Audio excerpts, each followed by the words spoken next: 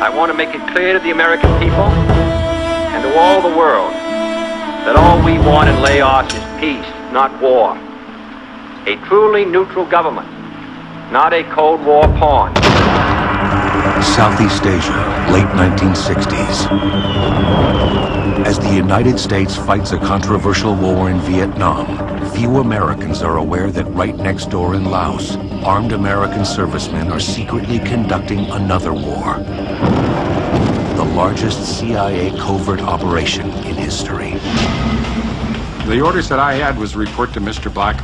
It was a secret assignment. Everybody's in civilian clothing. Nobody has a real name. U.S. Air Force pilots are operating undercover, deciding where and when American bombs will drop on targets in Laos. Blow up their supplies if you can find them. Kill their troops if you can find them.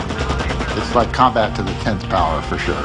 They are known by their radio call sign, Raven. Being a Raven was the greatest combat job that exists in the world. You lived intensely. Then it was dangerous. It didn't take long for you to learn that this was a different war. For 8 years, the Ravens fought in secret to stop communism. They did as their government asked, until they were told to pack their bags and go home, and forget about the whole thing. But the Ravens haven't forgotten. This is their story. Never walk again.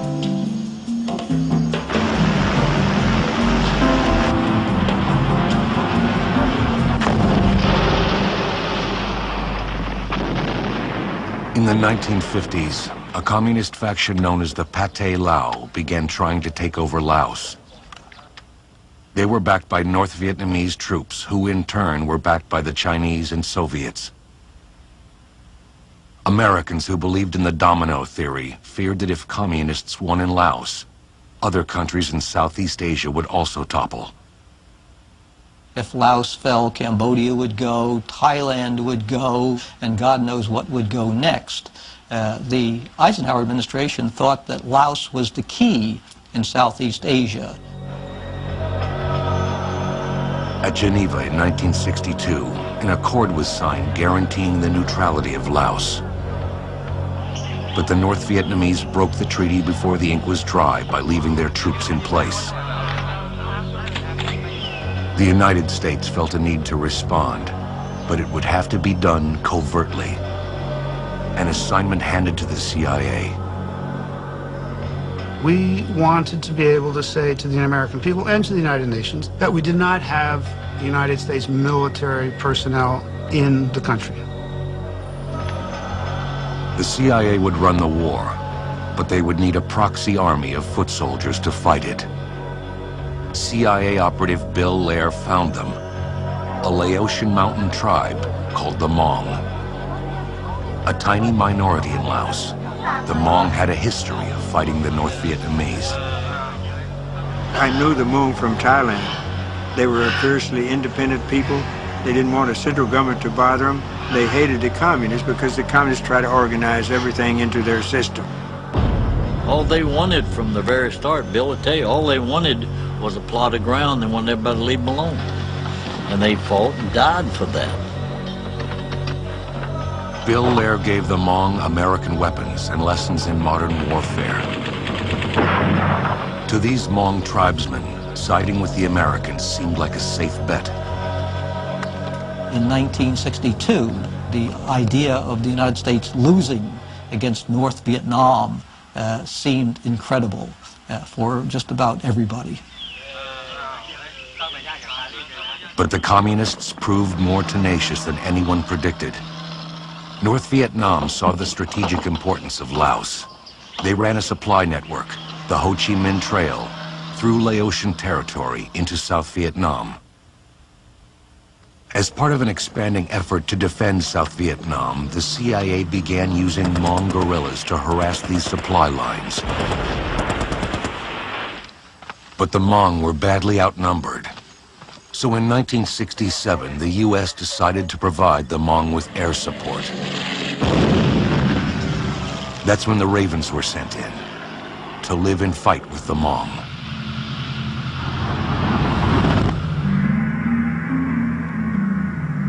In the 35 years since the Ravens first arrived in Laos, much has changed.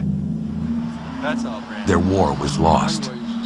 Laos and Vietnam are communist today.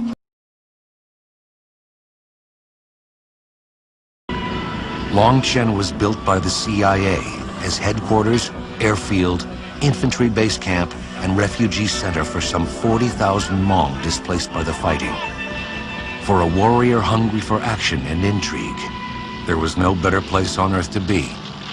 There was every exotic character in the world, the Air America guys, the Continental guys, the CIA case officers, these huge tribes of indigenous people walking around in various costumes.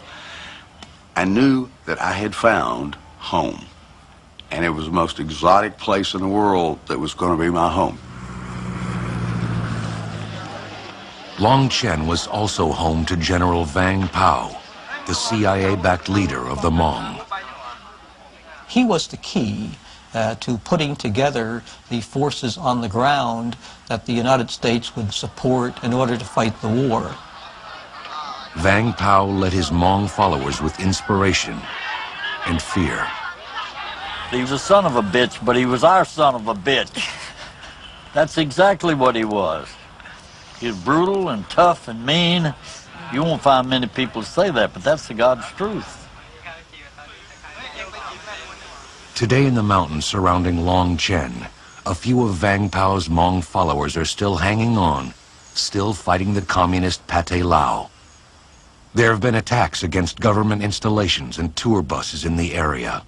The Laotian government refers to the attackers only as bandits. Because these attacks are still happening around Long Chen, travel there will be dangerous. The government has declared the area off limits to foreigners.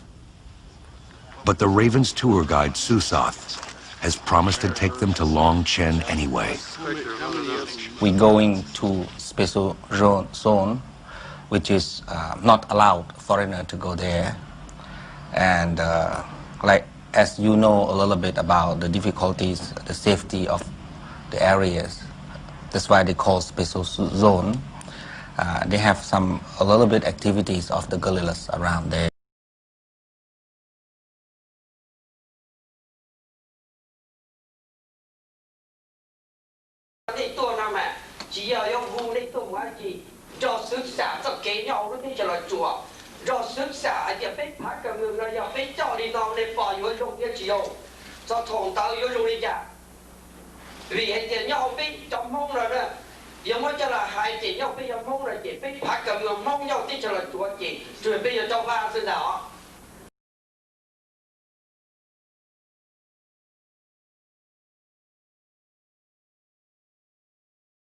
My name is Joe Wiegand. I'm here on behalf of the Republican Party of the USA and on behalf of the Lao American National Republican Party of the USA. And I'm here because freedom has lost a hero. I'm here to extend my heartfelt condolences and sorrow to the family of President Pak Khaw Her, to the Her clan, to the multi-ethnic people of Laos, and to all freedom-loving people everywhere across the world who have lost a hero, a general, and a president. American culture is so young compared to the timeless history and culture of the Lao multi-ethnic people. When the Lao multi-ethnic people came to the United States, you began to teach us so much, and we are so young in our learning of your history and your culture and your arts. I promise you this, that this young nation will hear a great deal more about President Pak Khaw Her and his legacy on behalf of freedom.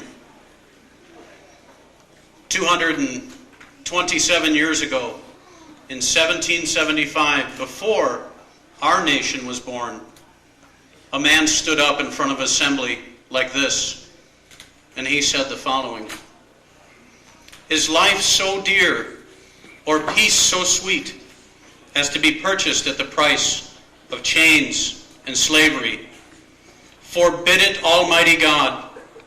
I know not course what others may take, but as for me, give me liberty or give me death.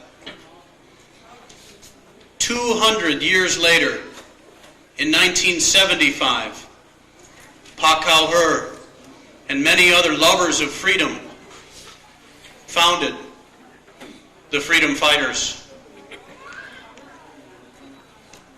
And in that struggle, there was leadership for freedom and democracy and human rights. And we know, as the good book says,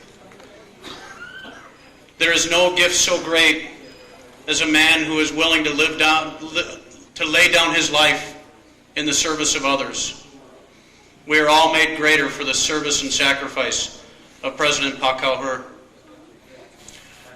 In recent years, armed conflict transferred into diplomacy, and a great warrior became a great peacemaker. You are not the only people to lose a great peacemaker by assassination. It has happened in the past, it has sadly happened now, and it will happen again. One of the great American peacemakers, the first Republican president, said 1 month before he was assassinated, looking forward to the peace after our Civil War, he said, "With malice towards none, with charity for all, with firmness in the right, as God gives us to see the right, let us strive to finish the work we are in, to bind up the nation's wounds, to care for him who shall have borne the battle, and for his widow and his orphan, to do all which may achieve and cherish a just and lasting peace among ourselves and with all nations." Those words of Abraham Lincoln you will read when you visit Washington, D.C. in the Lincoln Memorial. And I know that were we listening to the words of President Pa Kau Her, he would say similar things about the future need for peace and freedom and binding up the wounds of Laos. Today, because of discussions that were held and because of a suggestion by Mr. Kenny Her from Sacramento, I would like to announce that the Lao American National Republican Party will make plans to nominate posthumously President Pa Kau Her for next year's Nobel Peace Prize, and we look for your support in that effort. There's never been a more deserving man for a prize of peace. President Pa Kau Her, we salute you. Your name will live on with that of Washington, Jefferson, Adams, Bolivar, and Lincoln as a man of peace and freedom. The candle does not go out. It lives on in the hearts of your family, your people, and it will inspire us all to build a better world in the name of peace and freedom. And now what I would like to do is to read the congressional citation for this award.